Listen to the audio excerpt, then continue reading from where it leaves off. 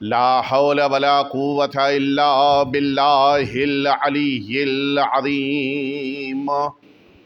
حسبنا الله ونعم الوكيل، نعم المولى ونعم النصير. أعوذ بالله من الشيطان الرجيم. بسم الله الرحمن الرحيم. الحمد لله الذي لا يبلغ مدحته القائلون ولا يحصي نعماءه العادون ولا يؤدي حقه المجتهدون. ثم الصلاة والسلام والتحية والإكرام على سيد الأنبياء والمرسلين سيدنا ومولانا أبي القاسم محمد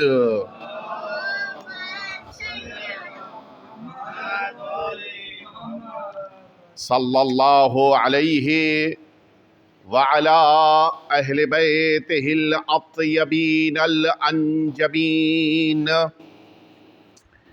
الذين أذهب الله عنهم الرجس وطهرهم تطهيرا. اللهم صل على لا سيما الإمام المبين بقية الله في الأرضين. أرواحنا وأرواح العالمين لتراب مقدمه الفداء، واللعنة الدائمة الباقية على أعدائهم أجمعين. أما بعد، فقد قال الله الحكيم في كتابه المبين وهو أصدق الصادقين وقوله الحق. وقضى ربك ألا تعبدوا إلا إياه وبالوالدين إحسانا. مل جل کے صلوات بھیجتے ہیں آپ حضرات. اب نیچے بیٹھیے گا.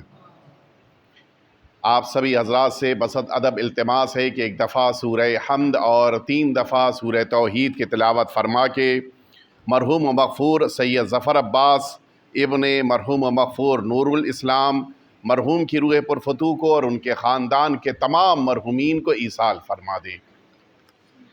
بسم اللہ الرحمن.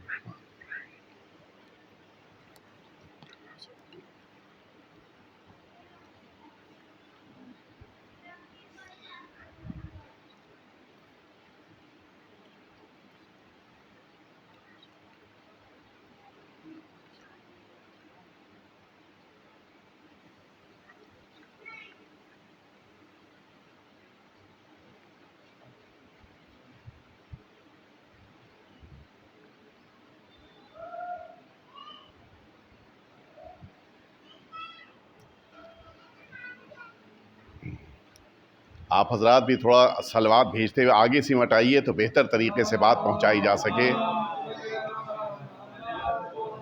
آگے اس سے بہتر صلوات بھیج دیں آپ حضرات.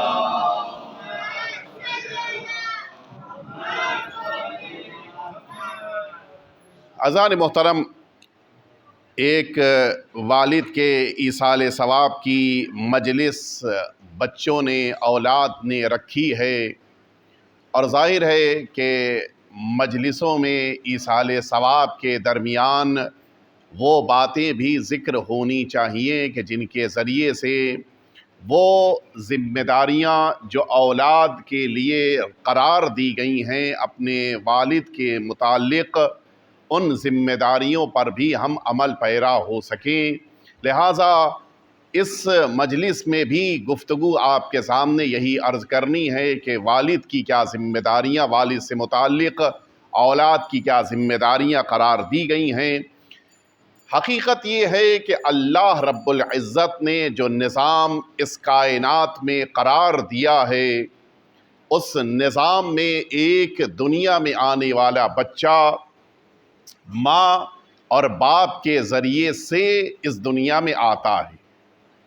ماں وہ ذات ہے کہ جو اس کے اس ظاہری وجود کے لیے اس کو ایک ظاہری شکل، ظاہری وجود، ظاہری جسم عطا کرتی ہے، اور باپ وہ انسان ہے کہ جو اس اولاد کو نہ صرف یہ کہ نام اور زندگی کے آگے بڑھنے کے لیے موقع دیتا ہے بلکہ اولاد کی عزت کا سبب بنتا ہے۔ اور اسی لیے ان دونوں کے ذریعے سے اللہ رب العزت نے انسان کو کامیاب ہونے کے مواقع فراہم کیے، اور جتنا ایک انسان کی زندگی میں ماں کا رول ہے تقریباً اتنا ہی یا کچھ اس سے زیادہ باپ کا نقش ہے ایک بچے کے کامیاب ہو جانے میں۔ معمولاً اس گفتگو کو کم چونکہ پیش کیا جاتا ہے، لہٰذا یہ لفظیں شاید ممکن ہو کہ آپ کے لیے نئی محسوس ہو رہی ہوں، ورنہ جتنا ماں کی ذمہ داریاں پروردگار نے اولاد کے لیے قرار دی ہیں اس سے کہیں زیادہ ذمہ داریاں باپ کی اللہ نے قرار دی ہیں، تاکہ اولاد کی ذمہ داریوں کو باپ پورا کر لینے کی بنا پر اس دنیا سے جب جائے تو معاشرے کو ایک نیک، صالح اور اچھی اولاد دے کر جائے۔ سارا رول اس سلسلے میں ماں باپ کے درمیان اہم ترین رول باپ کا ہوتا ہے کہ اس نے کیسی اولاد کو معاشرے کے حوالے کیا، اور اسی لیے ایک بچے کی اصل تربیت میں جتنی ماں اہم رول ادا کرتی ہے اتنا ہی اہم رول بلکہ اس سے زیادہ ایک باپ ادا کرتا ہے، اس لیے کہ ماں زندگی جینے کا طریقہ سکھاتی ہے اولاد کو، اور یہی باپ ہے جو اپنی اولاد کو یہ بتاتا ہے کہ تمہیں معاشرے میں کیسے رہنا ہے۔ یہ دو الگ الگ مراحل ہیں کہ جن مرحلوں پر گفتگو کا موقع نہیں ہے، ورنہ میں عرض کرتا آپ کی خدمت میں کہ دونوں کی ذمہ داریاں الگ الگ قرار دی گئی ہیں، اور دونوں اپنی ذمہ داری کو جب اچھی طرح سے نبھا لے جاتے ہیں تو پھر نتیجہ یہ ہے کہ اولاد اچھی اور صالح لوگوں کے درمیان آتی ہے۔ لیکن ایک حقیقت ہے کہ جس حقیقت کی طرف میں توجہ دلانا چاہتا ہوں، معاشرے میں جب بھی کوئی اولاد اچھی ہوتی ہے اس موقع پر تعریف ماں اور باپ دونوں کی ہوتی ہے، لیکن اگر اولاد خدا نہ کرے کسی سوسائٹی میں بگڑ کر خراب ہو کر سامنے آئے تو پھر برائی صرف باپ کی ہوتی ہے۔ یہ ایک عجیب انسانی نیچر اور مزاج ہے کہ جس میں بگڑی ہوئی اولاد کی برائی باپ سے منسوب کی جاتی ہے اور اچھائیوں کو ماں اور باپ دونوں سے منسوب کیا جاتا ہے۔ اس کی وجہ یہ ہے کہ انسان اپنی زندگی کی مصروفیات کے درمیان اپنی اولاد، خاص طور سے باپ کے لیے کہہ رہا ہوں، اپنی اولاد کی تربیت کی طرف سے کسی حد تک بے توجہ ہو جاتا ہے، اور پوری طرح سے اولاد کو ماں کے حوالے کرتے ہوئے یہ سوچتا ہے کہ میرا کام رزق کو گھر تک پہنچانا ہے، اولاد کی تربیت کرنا ماں کا کام ہے۔ یہی ایک ایسی بھول ہے کہ جس بھول کی بنا پر کبھی کبھی معاشرے میں انسان کا نام اچھے عنوان سے نہیں لیا جاتا۔ اب ظاہر ہے کہ ایک باپ نے اپنی ذمہ داریوں کو پورا کیا، الحمدللہ ایک باپ نے اپنی ذمہ داریوں کو اس طرح سے انجام دیا کہ معاشرے کے سامنے ایک اچھی اولاد سامنے آئی، اور اب نتیجہ یہ ہوتا ہے کہ اس ایک کی اچھائی صرف باپ کی بنا پر نہیں، حتیٰ یہ کہ صرف ماں کی بنا پر نہیں، پورے خاندان کی عزت کا سبب بنتی ہے۔ فلاں دیکھو کتنا اچھا ہے، نہیں یہ تو خاندان اچھا ہے۔ لوگوں کی اچھائیوں کی بنا پر پورا خاندان نیک سمجھا جاتا ہے، اور اسی لیے اسلام نے بڑی تاکید کی ہے۔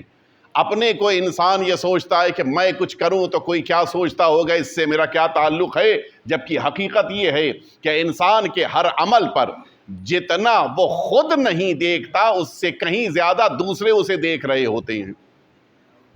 اس نے اپنی زندگی کیسے گزاری ہے، کس طرح سے آ رہا ہے، کس طرح سے جا رہا ہے، کس طرح سے اٹھ بیٹھ رہا ہے، کس طرح سے لوگوں سے بات کر رہا ہے، یہ ہر ایک دیکھ رہا ہے۔ ہم سوچتے ہیں کہ ہم کو کوئی پہچانتا نہیں ہے، ہمیں کوئی جانتا نہیں ہے، ہمیں کوئی دیکھ نہیں رہا ہے، لیکن ہماری زندگیوں پر سب کی نظر ہے، اور اسی بنا پر نہ صرف یہ کہ میرا عمل میرے ماں باپ کی اچھے نام کے ذریعے سے یاد کیے جانے کا سبب بنے گا، بلکہ پوری خاندان کی عزت کا سبب بنتا ہے۔ آئیے میں آپ کو لے کے چلوں کہ اولاد کی ذمہ داریاں کیا ہیں، کہ ایک والد کے سلسلے میں اولاد کو کیا کرنا ہے۔ سأل رجل عن النبی صلی اللہ علیہ وآلہ وسلم، مل جل کے صلوات بھیج دیں۔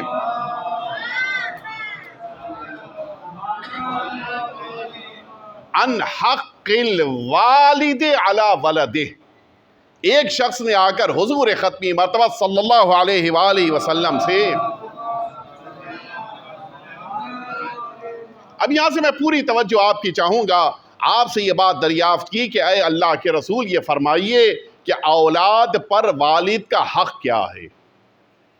یہ گفتگو اس لیے بڑی ضروری ہے تاکہ ہم سب اپنی زندگیوں پر غور کریں، کیا ہم نے اس حق کو اپنے والد کے لیے ادا کر دیا کہ کل آنے والی ہماری اولاد وہی حق ہمیں ادا کرے، یا ہم نے نہیں ادا کیا۔ یہ دنیا کا نظام ہے، ہمیں اپنی اولاد سے جو امیدیں ہیں انہی امیدوں کے مطابق ہمیں اپنے والدین کی خدمت کرنی ہے۔ یہ نہیں ہو سکتا کہ ادھر سے تو ادھر ہم تک سب کچھ آتا رہے لیکن ہمارے ذریعے سے ہمارے والدین تک کچھ نہ گیا ہو، یہ نہیں ہو سکتا۔ ہم نے اپنے والد کی جتنی خدمت کی ہے اتنے ہی ہماری اولاد ہمارا خیال کرے گی۔ یہ الٹا ہلسا نہیں ہے کہ میں نے اگر کوئی خدمت نہیں کی ہے تب بھی میری اولاد میرا خیال رکھے، یہ ہرگز نہیں ہوگا۔ ما حق الوالد علی ولدہ، آپ فرمائیے کہ اولاد پر والد کا حق کیا ہے۔ آپ سنیں گے سب سے پہلا حق کیا فرمایا؟ حضور اکرم فرماتے ہیں کہ اولاد پر باپ کا حق یہ ہے کہ اللہ یسمیہ، بڑا سخت مرحلہ ہے، چونکہ ہمارے برادر نے موضوع دیا ہے لہٰذا مجھے اس کا حق ادا کرنا ہے۔ فرمایا سب سے پہلا حق یہ ہے کہ اولاد اپنے باپ کا نام بغیر احترام کے نہ لے۔ شاید آپ کو لگ رہا ہو کہ جملہ میرا آسان ہے، آپ ہمارے بامبے کے کلچر میں کسی بھی بچے کو بلا کر پوچھئے کہ بیٹا تمہارے والد کا نام کیا ہے، مثلاً اس کے والد کا نام علی اکبر ہے، کہ میرے والد کا نام، آپ نے پوچھا علی اکبر نام ہے، آپ نے کچھ محسوس کیا؟ ہم نے اس بچے کو یہ بات نہیں سکھائی کہ تمہیں اپنے والد کا نام لیتے وقت احترام سے نام لینا ہے۔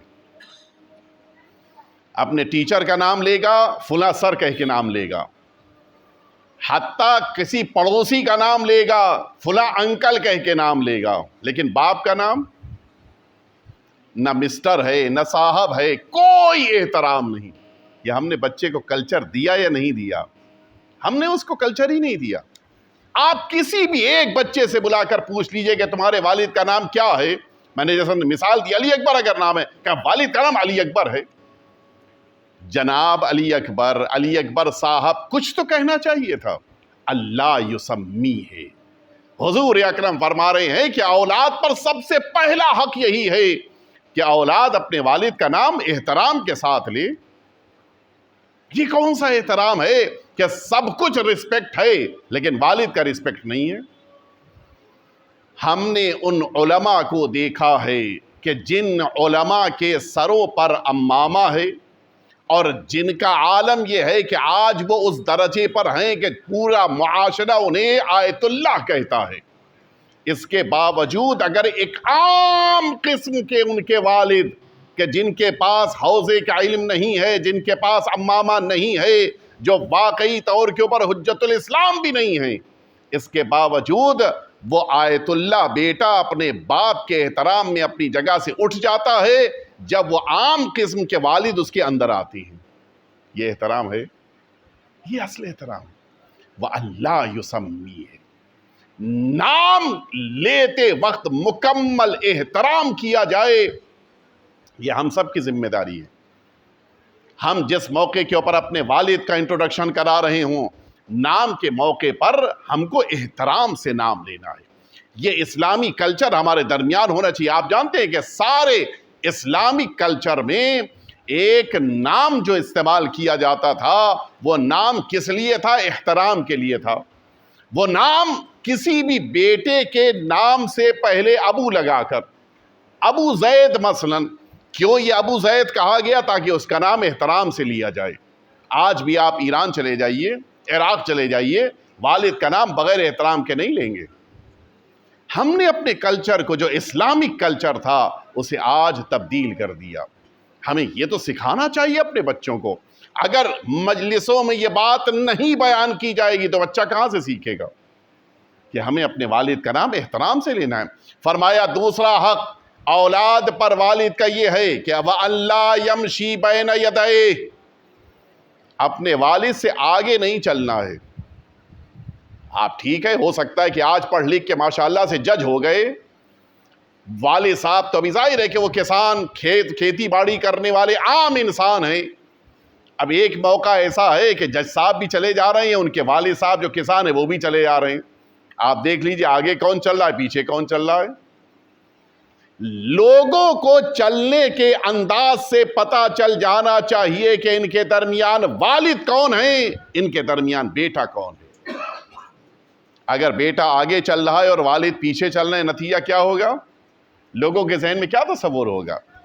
اولاد کو باپ سمجھا جائے گا اور اس سن رسیدہ بوڑھے کسان کو ایک عام انسان ہونے کی بنا پر یہ اولاد کا درجہ دیا جا رہا ہے۔ یہ صحیح نہیں ہے۔ ہو سکتا ہے کہ انسان آج مقام و رتبے میں اس بلندی تک پہنچ گیا کہ جس بلندی تک باپ نہیں پہنچ پایا، اس کے یہ معنی نہیں ہے۔ اچھا، اسلام کا جو یہ رول ہے اس کی آپ حقیقت کو تو محسوس کریں۔ جیسے جیسے انسان کی نالج بڑھتی ہے، ویسے ویسے ان لوگوں کو کہ جن تک یہ نالج نہیں پہنچی ہے اپنے سے چھوٹا سمجھتا ہے۔ میں اگر 10th کلاس پاس کر لے گیا اور ابھی میرا ایک بھائی ہے کہ جو 8th اسٹینڈرڈ میں ہے، میں سوچوں گا کہ میں اس سے زیادہ پڑھا لکھا ہوں، اس کے پاس تو نالج نہیں ہے۔ 2 کلاس اور آگے بڑھ گئے، اب وہ اپنے بھائی کو اور زیادہ کمزور سمجھنے لگا۔ یہی سچویشن وہاں ہوتی ہے جہاں والد اپنے زمانے کے حساب سے 10th کلاس 12th کلاس تک پڑھے تھے، آج بیٹا ماشاءاللہ سے انجینئر ہو گیا۔ اب یہ اپنے والد کو پڑھا لکھا بھی نہیں سمجھتا، اپنے والد کو مشوروں میں بھی شامل نہیں کرتا، ان کو بتائے گا، مشورہ نہیں لے گا۔ جبکہ عمر کے کسی بھی پڑاؤ میں انسان یا علم کے کسی بھی مرحلے میں انسان پہنچ جائے، اس کی عمر کے مطابق اس کے پاس تجربہ ہوتا ہے۔ تجربہ عمر کے حساب سے ہوتا ہے، علم کے حساب سے نہیں ہوتا۔ نہیں پر محسوس کر، آپ اس جملے کو محسوس کر رہے ہیں، نہیں محسوس کر رہے ہیں؟ ضروری نہیں کہ MD ڈاکٹر کے پاس جو تجربہ ہے وہ تجربہ اتنا ہی ہو جتنا اس کے اس والد کے پاس ہے کہ جو MD نہیں ہے لیکن اس کے باوجود ایک اچھے ڈاکٹر ہیں۔ میں عرض کروں، یہ میرے ساتھ خود تجربہ ہو چکا ہے میرا۔ میں ایک شہر کا نام نہیں لینا چاہوں گا، ظاہر ہے کہ بہت سی باتیں ایسی ہوتی ہیں کہ جن باتوں میں احتیاط کی ضرورت ہوتی ہے۔ والد بھی ڈاکٹر، بیٹا بھی ڈاکٹر۔ بیٹا پڑھائی کے حساب سے MD ڈاکٹر، والد اپنے حساب سے MBBS ڈاکٹر۔ بیٹے نے جو نسخہ لکھا تھا وہ دوا نسخے کے طور پر بیٹے نے جو لکھا تھا اس سے فائدہ اولاد مریض کو نہیں ہو رہا تھا۔ اتفاق یہ ہے کہ ایک ہی جگہ پر والد اور بیٹے دونوں موجود تھے۔ والد نے پوچھا کیا دوا لکھی تھی کہ اس کو فائدہ نہیں ہو رہا؟ انہوں نے دوا بتائی، کہا نہیں یہ دوا غلط دی تم نے، یہ دوا جو تم نے دی ہے وہ اس مریض کے لیے نہیں ہے، وہ فلاں مریض کے لیے۔ آپس میں ان کی گفتگو، تب پتا چلا کہ علم اور ہوتا ہے، تجربہ اور ہوتا ہے۔ یہ اصل انسان کا معیار ہے۔ اگر انسان اپنے سے بڑوں سے تجربہ لے گا تو اس کی زندگی مزید کامیاب ہوگی۔ عمر انسان کو علم دیتی ہے، لیکن یہ نہیں ہو سکتا کہ یہ علم کے ساتھ ساتھ 10 سال آگے کا تجربہ مل جائے، یا 10 سال آگے کا تجربہ لینا ہے تو اپنے بزرگوں کے ساتھ اور خاص طور سے والد کے ساتھ بیٹھنا ہوگا۔ یہ دوسرا حق، اور تیسرا حق اس سے زیادہ سخت ہے۔ وَأَلَّا يَجْلِسَ قَبْلَهُ، فرماتے ہیں کہ کبھی کسی بھی موقع پر اگر والد اور بیٹا دونوں ایک ساتھ جمع ہیں تو اب یہاں پہ حق نہیں ہے کہ بیٹا باپ سے پہلے بیٹھ جائے۔ دیکھیے وہ کم سنی کی عمر اور ہوتی ہے، 5 سال 6 سال 8 سال کی عمر میں تو ٹھیک ہے، 10 سال 12 سال 15 سال تک، لیکن اب جیسے ہی عمر اس مرحلے میں پہنچ چکی ہے کہ اب اللہ کی ذمہ داریاں کاندھے پہ آ چکی ہیں۔ اب فرمائے اللہ یجلس قبلہ، اولاد کی یہ ذمہ داریوں میں ہے کہ والد کے بیٹھنے سے پہلے نہیں بیٹھنا ہے اس کو، والد کھڑے ہیں تو اس کو بھی کھڑے رہنا ہے۔ یہ اولاد پر باپ کا حق ہے کہ جو خود حضور اکرم بیان فرما رہے ہیں۔ بڑا سخت مسئلہ مرحلہ ہوتا ہے، آپ غور کر لی، میں 2-3 مثالیں آپ کے سامنے عرض کر دوں اور اس کے بعد دیکھیے۔ الحمدللہ ہم جانتے ہیں ہمارے مومنین کے درمیان یہ چیز نہیں ہوتی، یقیناً نہیں ہوگی، لیکن میں ایک عام مثال دے رہا ہوں۔ اگر کسی موقع کے اوپر ایک چندے کی لسٹ بنائی جائے کہ اس مسجد کے لیے فلاں نے چندہ دیا ہے، اتفاق یہ ہے کہ جو لکھ رہا ہے وہ وہی ہے کہ جس نے خود چندہ بھی دیا ہے۔ اپنا چندہ اوپر لکھے گا، والد صاحب نے چندہ کم دیا ہے وہ نیچے لکھا جائے گا، جبکہ ہونا کیا چاہیے تھا؟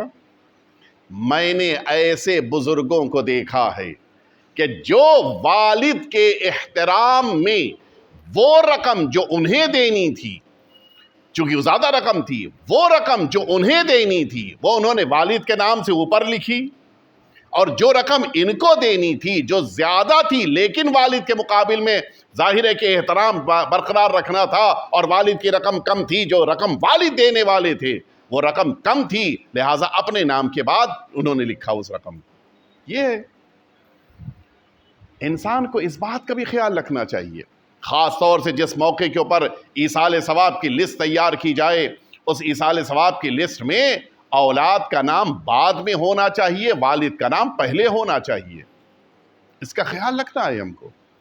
یہ سب وہ ذمہ داریاں ہیں کہ جو حضور اکرم نے ہمارے کاندھوں پر قرار دی، اور اس کے بعد آخری جملہ فرماتے، چوتھی ذمہ داری وَأَن لَا يَسْتَسَبَّ لَهُ، اولاد کی ذمہ داری ہے کہ والد کے لیے کوئی ایسا کام نہ کرے کہ لوگ اس کی بنا پر والد کو برا بھلا کہیں۔ سب سے سخت مسئلہ، میں نے کوئی برائی والد صاحب کے ساتھ نہیں کی ہے، لیکن کام ایسا کیا کہ لوگ اس کو نہیں باپ کو برا کہہ رہے ہیں۔ اس بات کا ہمیں خیال رکھنا چاہیے، ہمارا ہر کام والد کی طرف منسوب کیا جاتا ہے، اچھائیاں والد کی طرف۔ بڑا اچھا نمازی بچہ ہے، ماشاءاللہ سے 5 وقت نماز میں باجماعت شرکت کرتا ہے، بڑا اچھا نیک ہے، ہمیشہ مجلسوں میں آتا ہے، بہت اچھا بیٹا ہے، عالم یہ ہے کہ اس کا مثال کے طور کے اوپر ہر جلوس اعضاء میں شرکت کرتا ہے، فوراً سامنے والا کہے گا یہ ساری اچھائیاں اس کے والد کی بنا پر ہیں۔ والد جماعت میں لے کے آتے تھے، والد مجلسوں میں لے کے آتے تھے، والد جلوس اعضاء میں لے کے جاتے تھے، اور اگر خدا نہ کرے برعکس ہو جائے، ارے اس کی کیا بات کرتے ہو، وہ تو بڑا نہایت درجہ خراب ہے، کہ نہیں اس کی خرابی نہیں ہے، معاذ اللہ اس کا باپ بھی ایسا ہی تھا۔ تو یہ برائی بیٹے کی بنا پر باپ کی طرف جاتی ہے، لہٰذا رسالت ماں فرماتے ہیں وَلَا يَسْتَسَبَّ لَهُ، کوئی ایسا کام اولاد نہ کرے کہ جس کی بنا پر لوگ باپ کو برا بھلا کہیں۔ یہ ہم سب کی ذمہ داریوں میں ہے، اور اب یہیں سے بس آخری مرحلے میں آپ کو لے کے آ گیا، جہاں سے مجلس کے دوسرے مرحلے میں مجھے آپ کو لے کے جانا ہے۔ اولاد کی ذمہ داریوں میں ایک ذمہ داری یہ ہے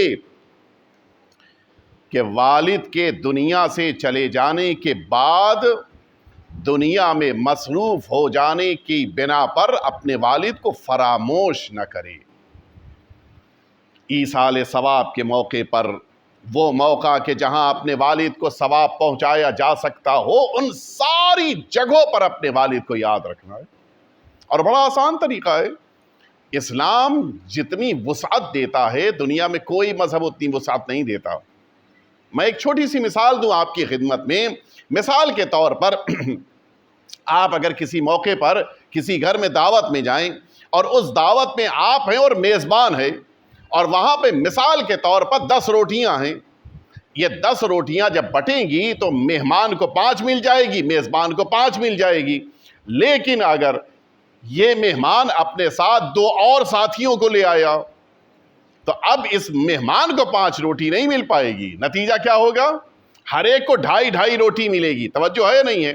اور اگر اتفاق یہ ہے کہ میزبان نے بھی 2 لوگوں کو اور بلا لیا تھا، تو اب تو یہ 6 لوگ ہیں، ان کے درمیان روٹی تقسیم ہوگی تو ہر ایک کو 5 روٹی نہیں مل سکتی ہے. اور کر رہے ہیں آپ, یہ دنیا کا نظام ہے کہ جس نظام میں تعداد کے بڑھنے سے جو چیز بٹنے والی ہے وہ گھٹتی جاتی ہے. یہ ہے نہیں نظام. لیکن اللہ کے نظام کو آپ ملاحظہ فرمائیں, اللہ نے جس نظام کو رکھا ہے, ایک سورہ فاتحہ پڑھی آپ نے, ایک سورہ الحمد و 3 دفعہ سورہ قل هو اللہ احد کو پڑھا آپ نے مثال کے طور پر وہی سورہ الحمد کو ایک مرد مومن کو بخشا, اللہ نے اس کو اس مرد مومن تک پہنچوا دیا. لیکن اگر آپ نے اسی سورہ فاتحہ کو 5 مومنین کو بخش دیا تو اب تو وہی سورہ الحمد ہے کہ جو 5 بار ڈیوائیڈ ہوگا اور پھر 1/5 ایک کو ملے گا, 1/5 دوسرے کو ملے گا. یہی ہونا چاہیے. نہیں, اللہ کا کرم دیکھیے, وہ ایک سورہ فاتحہ جو 5 مومنین کے درمیان تقسیم کرنے کے لیے پروردگار تک پہنچایا گیا, پروردگار اس کو ڈیوائیڈ نہیں کرتا ہے, اس کو ملٹیپل کر دیتا ہے. وہ 5 جن کے درمیان اب اس کو بانٹنا ہے, وہ ایک سورہ فاتحہ کو 1/5 نہیں کرے گا, ایک سورہ فاتحہ کو 5 برابر قرار دے کے سب کو ایک ایک مکمل سورہ فاتحہ کا ثواب دے دیتا ہے. ایک دفعہ مل جل کے صلوات بھیج دیں آپ حضرات.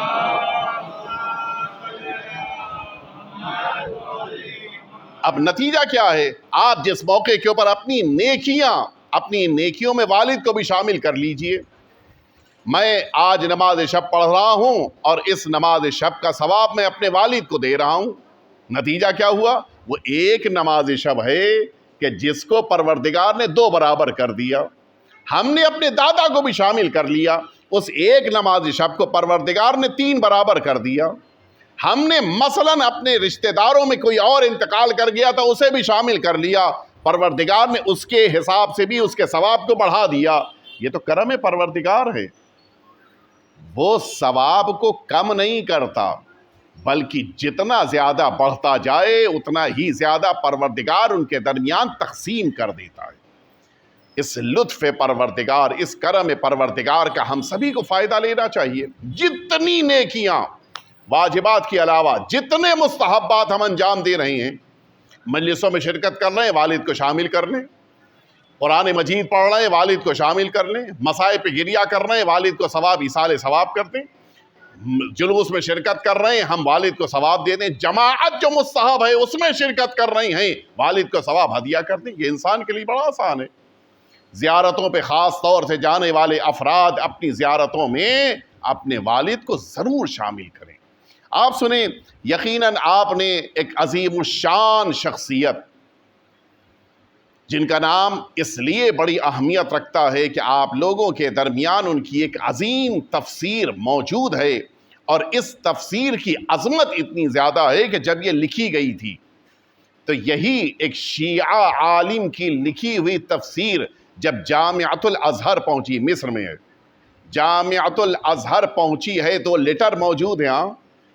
اس جامعۃ الازہر کے سارے بڑے بڑے علماء, اسکالرز, انہوں نے ایک خط لکھا تھا کہ جو خط ابھی بھی موجود ہے, جس میں یہ جملہ لکھا تھا کہ قرآن جب سے نازل ہوا ہے تب سے لے کے آج تک نہ برادران اہل سنت کے وہاں نہ شیعوں کے وہاں ایسی کوئی تفسیر نہیں لکھی گئی تھی.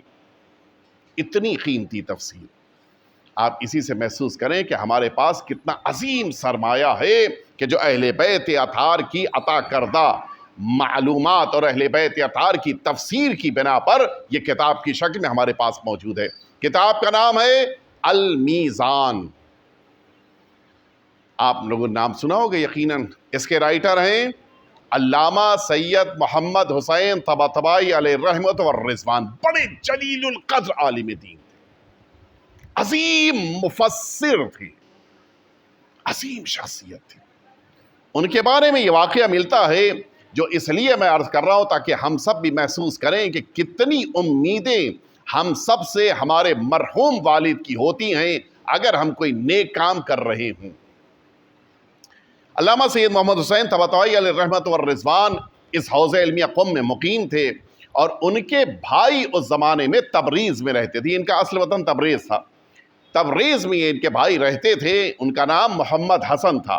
اچھا, وہ بھی بڑے عظیم انسان تھے, بہت بڑے عارف تھے. انہوں نے اپنے شاگردوں کی تربیت کی تھی, ایک سے ایک بہترین شاگرد تھے.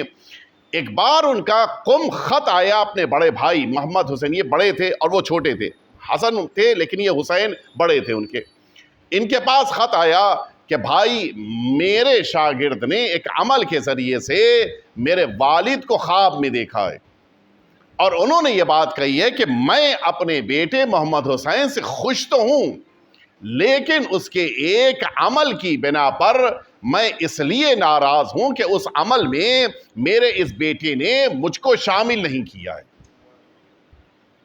اور فرمایا آپ نے, یعنی ہماری اچھائیوں سے ہمارے والد کو امیدیں ہوتی ہیں ہر کام. علامہ محمد حسین طباطبائی کا بیان میں نے غور کرنا شروع کیا, مجھے اچانک یاد آیا کہ میں آج کل یہی تفسیر المیزان لکھ رہا ہوں, اور میں نے اس کام کو اتنا اہم نہیں سمجھا کہ اس تفسیر میں اپنے والد کو میں ثواب میں شامل کروں, لہٰذا میرے والد جو امید لگائے ہوئے تھے, مرحوم والد, وہ اس امید کے پورا نہ ہونے کی بنا پر مجھ سے ناراض ہوئے. انہوں نے اسی وقت نیت کی کہ پروردگار اگر اس تفسیر کا کوئی ثواب ہے تو اس تفسیر میں اپنے والد کو شامل کر رہا ہوں. کچھ ہی دن کے بعد پھر وہی محمد حسن طباطبائی صاحب, ان کے بھائی کا خط آیا کہ والد کو پھر میرے شاگرد نے خواب میں دیکھا ہے, اور انہوں نے یہ جملہ فرمایا کہ اب میں اپنے بیٹے محمد حسین کے ہر عمل سے راضی ہو گیا. ایک دفعہ مل جل کے پھر سے صلوات بھیج دیں آپ حضرات. اگر انسان اپنی نیکیوں میں اپنے والد کو شامل کرتا ہے تو ایک فائدہ تو یہ ہوتا ہے کہ ان کی رضایت ملتی ہے, دوسرا فائدہ والد کی دعائیں ملتی ہیں.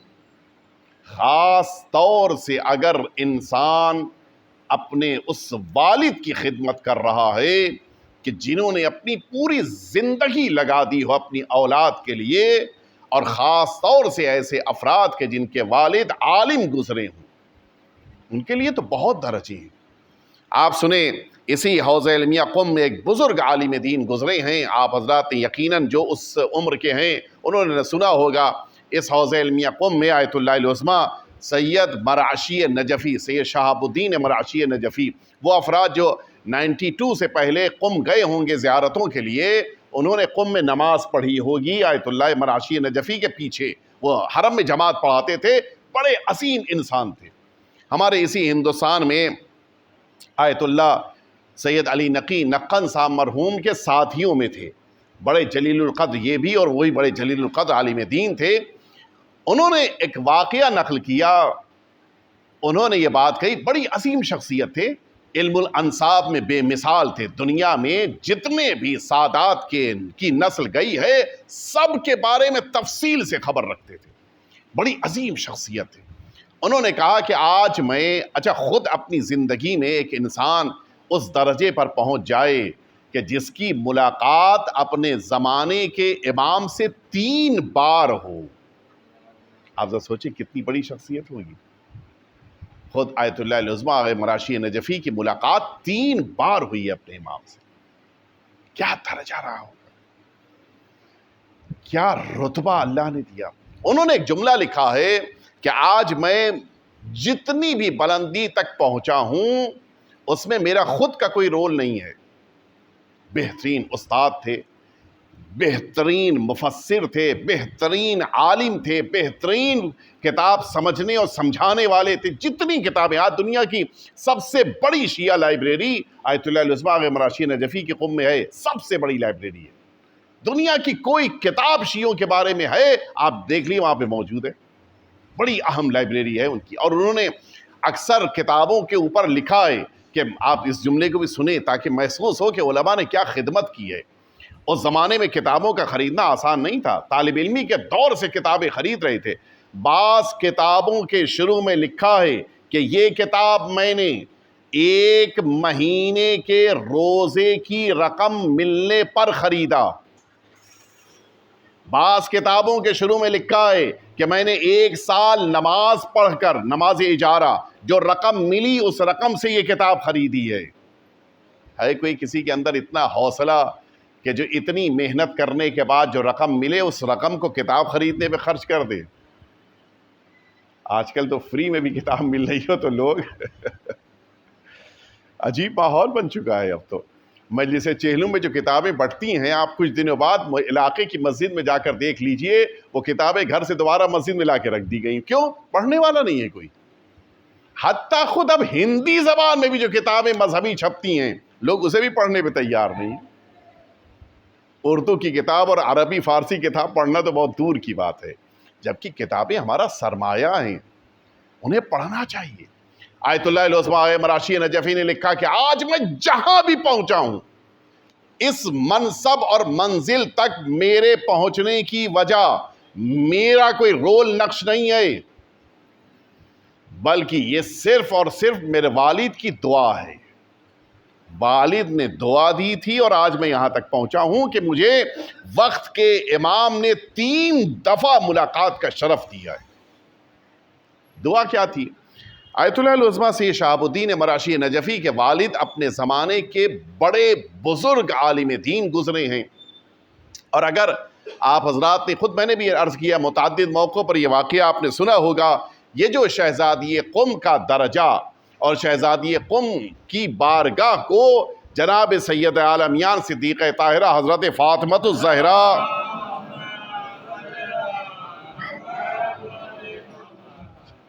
جناب سیدہ کی زیارت کا درجہ دیا گیا ہے جناب معصومہ قم کی بارگاہ کو، وہ واقعہ خود ان کے والد نے خواب میں دیکھا تھا. وہ جو تفصیلی واقعہ ہے انہوں نے عمل کیا تھا کہ وہ جناب سیدہ کی قبر مبارک کو معلوم کرنا چاہتے تھے، اور توسل کے ذریعے سے جب اس مرحلے میں پہنچے کہ سرکار امیر المؤمنین خواب میں تشریف لائے، فرمایا میں جناب سیدہ کی وصیت کے خلاف نہیں کر سکتا. انہوں نے حکم دیا تھا لہٰذا ان کی قبر مخفی رہے گی، لیکن اگر چاہتے ہو کہ جناب سیدہ کے قبر کی زیارت کا ثواب حاصل کرو، قم جاؤ، شہزادی قم کی بارگاہ کی زیارت کرو، شہزادی دو عالم کی زیارت کا ثواب مل جائے گا. یہ ہے جناب معصومہ قم کی عظمت کہ جو اسی مہینے کی 1 تاریخ کو جن کی ولادت باسعادت گزری ہے، اور آپ حضرات میں سے بھی اکثر وہ ہوں گے مومنین کہ جو شہزادی قم کی زیارت کرنے کے لیے قم مقدسہ تشریف لے گئے ہوں گے، وہ بزرگ عالم دین.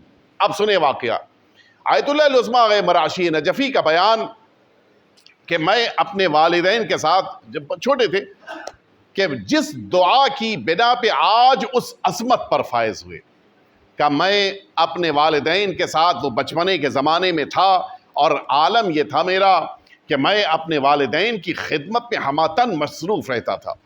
والد ان کی لائبریری پہلے فرسٹ فلور پہ، جو ہماری بامبے کی زبان فرسٹ فلور کہلاتی ہے، فرسٹ فلور پر ان کی لائبریری تھی، اور وہ اکثر اس لائبریری میں بیٹھ کے مطالعہ کر رہے ہوتے تھے. میری ماں نے جو گراؤنڈ فلور پر تھیں مجھ سے کہا کہ جاؤ کھانا تیار ہو چکا ہے، دسترخوان بچھ چکا ہے، اپنے والد کو بلا کر لے آؤ تاکہ بیٹھ کر کھانا کھا لیا جائے. کہ دوپہر کا وقت تھا، میں نماز کے بعد اپنے والد کے کمرے میں حجرے میں داخل ہوا، لائبریری میں دیکھا میرے والد اس کرسی پر، جس کرسی کے اوپر بیٹھ کر وہ مطالعہ کرتے تھے، اس کرسی پہ پیر کو پھیلا کر پیچھے سر کو ٹیک لگا کے سو گئے ہیں. کیا کرے انسان؟ آپ بتائیے اگر ہم آپ ہوتے تو کیا کرتے؟ ماں کا حکم یہ ہے کہ باپ کو لے کے آؤ، ماں کی اطاعت واجب ہے، اور ادھر عالم یہ ہے والد آرام کر رہے ہیں، ان کو اگر جگائے گا انسان تو والد کی خدمت کے خلاف ہو جائے گا، اس لیے کہ والد کی تکلیف کا سبب بنے گا. کرے تو کیا کریں؟ آیت اللہ العظمیٰ مراشی کا نجفی کا بیان کہ میں اس بچپن میں اپنے والد کے قریب آیا، میں ان کے قریب میں بیٹھ گیا، اور اپنے رخسار کو میں نے ان کے اس پیر کے تلوے سے مس کرنا شروع کیا بڑے آرام کے ساتھ، کہ اگر وہ چاہیں تو اپنی نیند کا ادامہ دیں، اس لیے کہ جب انسان کو مزید آرام ملتا ہے تو نیند اور بڑھ جاتی ہے، اور ادھر سے ماں کا حکم ہے لہٰذا اس طرح سے میں اپنے والد کو جگانے کا بھی سبب بن جاؤں کہ انہیں کھانا کھانے کے لیے بلا کے لے کے جانا ہے، کہ میں یہ دونوں کام ایک ساتھ کر رہا تھا. اچانک میرے والد کی آنکھ کھلی اور انہوں نے جب یہ دیکھا کہ میرا بیٹا اس طرح سے میرے لیے اس خدمت کو انجام دے رہا ہے کہ اپنے رخسار کو میرے پیروں کے تلوے کے اوپر مس کر رہا ہے، انہوں نے پوچھا بیٹا خیریت، گھبرا کیوں اٹھے، خیریت بیٹا کیا ہوا؟ کہ مادر گرامی نے کہا ہے کہ آپ کو لے کے آؤں تاکہ کھانا کھا لیا جائے۔ پوچھا تم نے پھر یہ کام کیوں، مجھے اٹھایا کیوں نہیں، کیوں یہ کام کیا؟ کہ اگر میں آپ کو اٹھاتا تو آپ کے آرام میں خلل کا سبب بنتا، اور اگر نہ پیر سے مس کرتا تو ماں کی حکم عدولی کا میں موجب قرار پاتا کہ جو میرے لیے جائز نہیں تھا، میں کیا کرتا؟ لہٰذا میں نے یہ عمل کیا۔ اس موقع پر آیت اللہ مراشی نجفی کا بیان، اس موقع پر میرے والد نے یہ جملہ کہا کہ بیٹا آج تم نے خدمت کر کے جو میرا دل جیتا ہے، پروردگار تمہیں ایک دن انشاءاللہ آیت اللہ العظمیٰ بنائے گا، امام معصوم کا نائب بنائے گا، اور امام معصوم سے تمہاری ملاقات ہوگی انشاءاللہ۔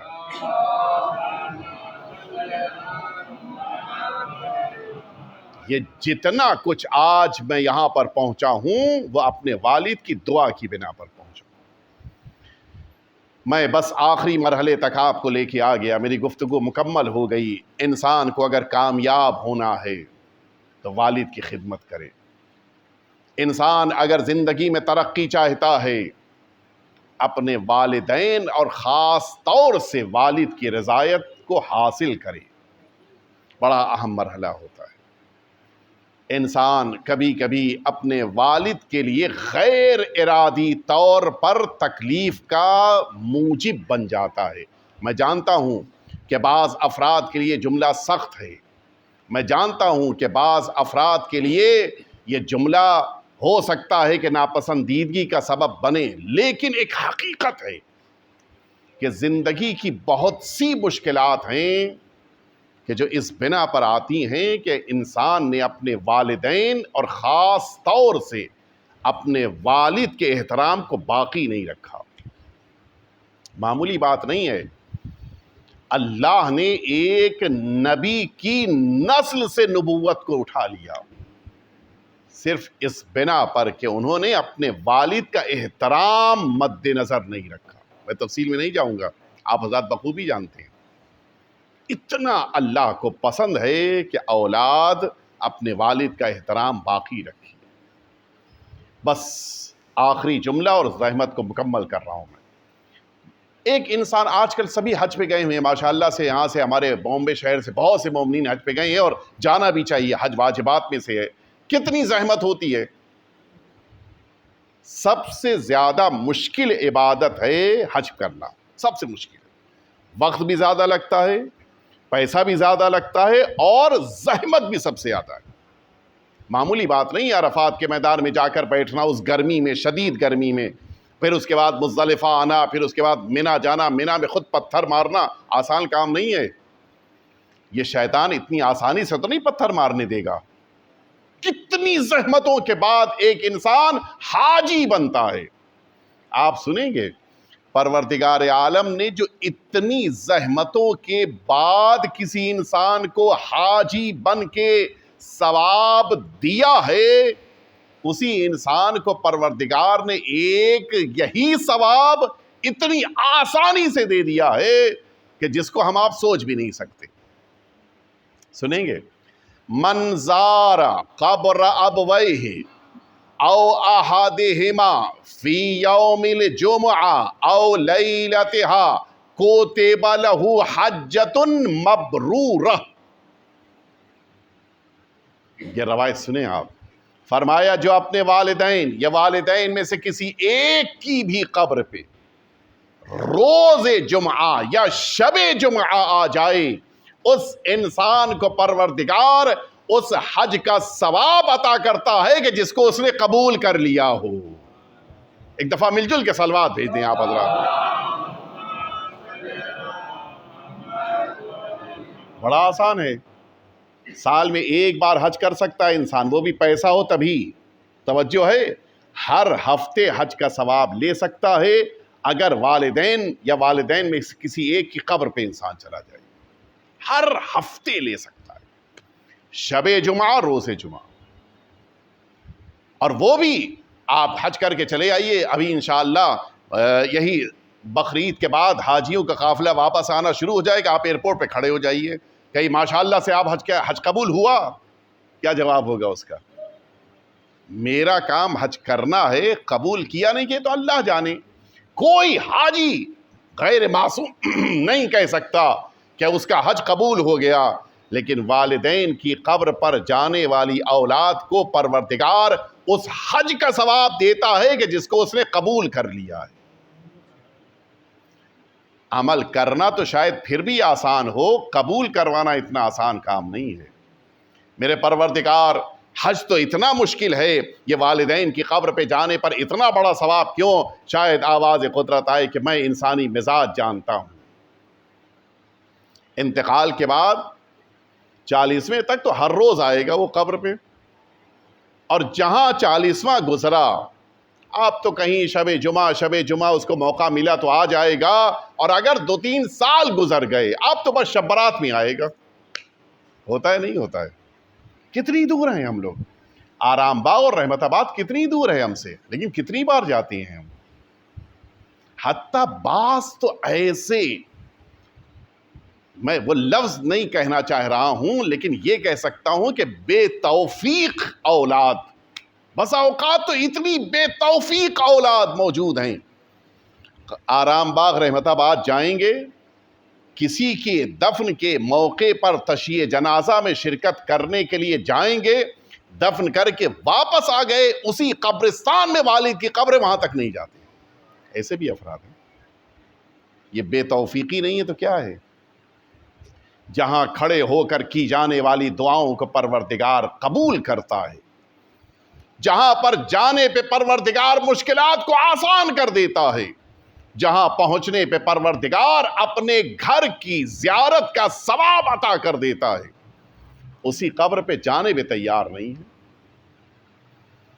بس میں نے اپنی بات ختم کر دی. اولاد کی ذمہ داریوں میں ہے کہ اپنے والد کو یاد رکھے, اور جب انسان مشکلات میں گھر جاتا ہے, یہ آپ سب کا تجربہ ہوگا, انسان جب سختیوں میں گھر جاتا ہے تو ہر اولاد کو باپ یاد آتی ہے, ہر بیٹے کو والد یاد آتی ہے. کاش میرے والد ہوتے تو اس موقع پر یہ میری مشکل حل ہو جاتی. سنیں گے آپ, سب سے بڑی مصیبت میدان کربلا میں آقا امام حسین کی تب سامنے آئی جب امام حسین میدان کربلا کی طرف نکلے ہیں, اور اس موقع پر آپ کی زبان اطہر پہ اپنے والد کے لیے جملہ تھا, یا علی کہتے ہوئے جا رہے تھے. جب بیٹا میدان کربلا سے مدد کے لیے بلائے تو باپ پھر اپنے والد کو یاد کرتا ہے.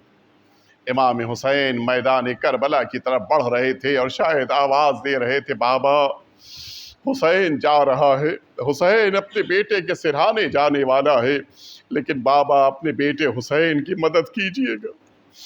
حسین کا سب سے عظیم امتحان تھا کہ اس میدان کربلا میں امام حسین اپنے بیٹے کے سرہانے جا رہے تھے, اور جس موقع کے اوپر امام حسین اپنے بیٹے کے سرہانے پہنچے ہیں, یہ منظر پروردگار کسی انسان کو نہ دکھائے. یہ باپ اور بیٹے کی محبت ہے کہ جس کو دنیا محسوس نہیں کر سکتی. امام حسین کی نگاہوں کے سامنے اولاد ہے جو زمین پہ ایڑیاں رگڑ رہی ہے. امام حسین نے جب علی اکبر کو اس عالم میں دیکھا, پوچھتے اے بیٹا بتاؤ تکلیف کہاں ہے, اے بیٹا بتاؤ کہاں پہ درد ہے. کہتے بابا میرے سینے میں اتنی شدید تکلیف ہے. بیٹا وجہ کیا ہے؟ فرماتے بابا میرے سینے میں برچھی لگی ہے, اور برچھی جس موقع کے اوپر دوبارہ کھینچی گئی وہ سینے میں وہ انی ٹوٹ کے رہ گئی ہے. بابا وہ برچھی کی انی میرے سینے کو تکلیف دے رہی ہے. امام حسین نے میدان کربلا میں وہ عظیم امتحان دیا.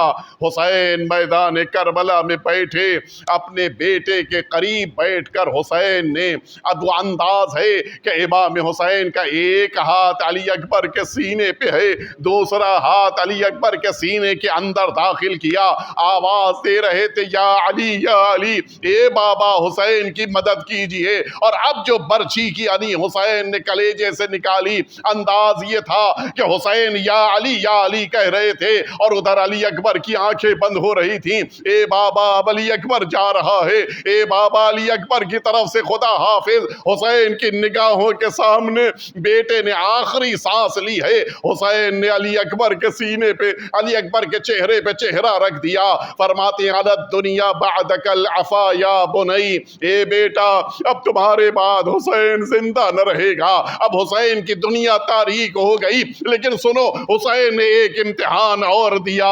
اب جو علی اکبر کے جنازے کو لے کے حسین خیمے کی طرف بڑھنا چاہ رہے ہیں، قدم ساتھ نہیں دے رہے ہیں۔ جوان کا جنازہ ہے، 57 سال کا بوڑھا باپ ہے، کیسے جوان کے جنازے کو لے کے خیمے کی طرف بڑھے؟ اچانک آواز دیتے ہیں، اے بنی ہاشم کے بچوں آؤ، حسین کی مدد کرو۔ میدان کربلا میں زہرا کا لال حسین اتنا اکیلا ہو گیا کہ اب بچوں کو مدد کے لیے بلانا پڑ رہا ہے۔ ہاں حسین علی اکبر کو لے کے خیمے میں آئے، لیکن عالم یہ ہے سیدانیاں رو رہی ہیں، ساری بیویاں ماتم کر رہی ہیں، لیکن ان کے درمیان ماں دکھائی نہیں دے رہی ہے۔ حسین نے آواز دیا، اے زینب جاؤ لیلا کو بلا کے لے کے آؤ۔ اب جو زینب نے تلاش کرنا شروع کیا اور ایک خیمے میں قدم رکھا، دیکھا عجیب منظر ہے، لیلا اپنی جگہ سے اٹھتی ہیں، پھر زمین پہ بیٹھ جاتی ہیں، اٹھتی ہے بیٹھ جاتی ہے۔ پوچھو یہ عالم کیوں ہے؟ کہا میرا بیٹا میدان کربلا میں دشمنوں کے نرغے میں ہے۔ آواز یہ ام لیلا تمہارے بیٹے کی لاش آئی ہے، اب یہ سننا تھا۔ فرماتی ہے زینب کہتی ہے ام لیلا تمہیں میرے بھائی حسین نے بلایا ہے، بس یہ جملہ سننا تھا۔ ام لیلا اٹھی تو، لیکن کبھی خیمے کے اس در سے ٹکراتی ہیں، کبھی اس دیوار سے ٹکراتی ہیں۔ پوچھا ام لیلا یہ کیا ہو گیا؟ کہتی ہے بی بی زینب مجھے اس خیمے کا در نہیں دکھائی دے رہا ہے، علی اکبر کی شہادت نے ماں کی بینائی کو واپس لے لیا۔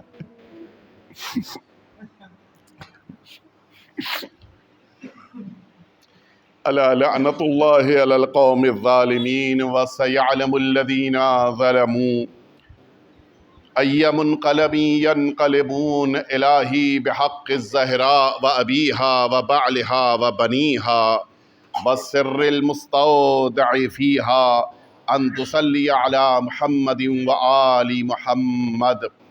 پروردگار ہم سب کے آقا اور مولا کے ظہور میں تعجیل فرما، پروردگار ہم سبھی کو حضرت کے خدمت گزاروں میں شمار فرما۔ پروردگار جس مرد مؤمن کے ایصال ثواب کی مجلس ہے ان کے درجات کو بلند سے بلند تر فرما۔ پروردگار انہیں امام حسین کا مہمان قرار فرما، ان کے تمام وارثوں کو اولاد کو پروردگار صبر جمیل عنایت فرما۔ پروردگار ہم سبھی کو عاقبت بخیر فرما، شب اول قبر سرکار امیر المؤمنین کی زیارت اور شفاعت نصیب فرما۔ ربنا تقبل منا انک انت السمیع العلیم۔